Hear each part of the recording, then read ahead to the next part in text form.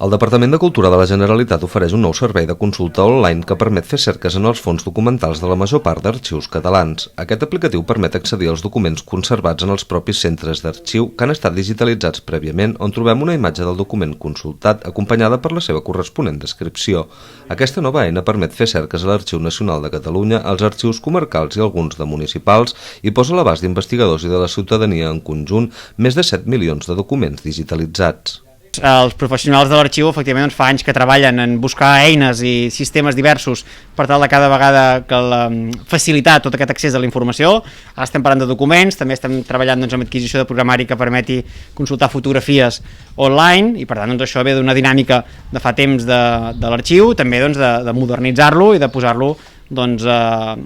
l'avantguarda de totes les tècniques que hi ha avui en dia per tal de facilitar això, l'accés de tota la ciutadania a tots els fons que custodia l'arxiu. Arxius en línia té com a objectiu fonamental facilitar l'accés als fons i documents de la major part dels arxius catalans d'una forma fàcil, senzilla i àgil tant a investigadors com ciutadans en general. Per una banda, aquest nou recurs ajuda a difondre molt més els fons documentals dels arxius i per l'altra ajuda a difondre la important tasca de preservació, estudi i difusió que fan. En el cas concret de l'Arxiu Municipal de Roses, que va ser creat l'any 1991, custodia un total de 1.256 metres lineals de documents amb un abast cronològic de l'any 1722 al 2020. A dia d'avui, els seus responsables calculen que han digitalitzat unes 20.000 pàgines del seu fons documental. En aquest cas ja tenim penjades les actes del ple de 1854 a 1982, les de la Comissió de Govern de l'any 25 fins a l'any 82 també, i també els padrons d'habitants que tenim a l'Arxiu Municipal des del 1910 fins al 1945.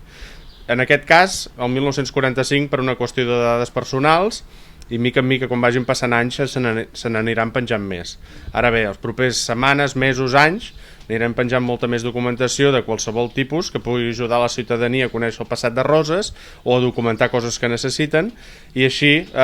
difondre encara més la feina de l'Arxiu Municipal, que estem en un petit racó de Roses però que tenim molta informació per oferir. A més del nou servei d'arxius en línia, també hi ha una altra eina que permet consultar online la premsa històrica des de l'any 1808, on es posa a disposició dels usuaris més de 1.300.000 pàgines digitalitzades de capçaleres de premsa local i comarcal.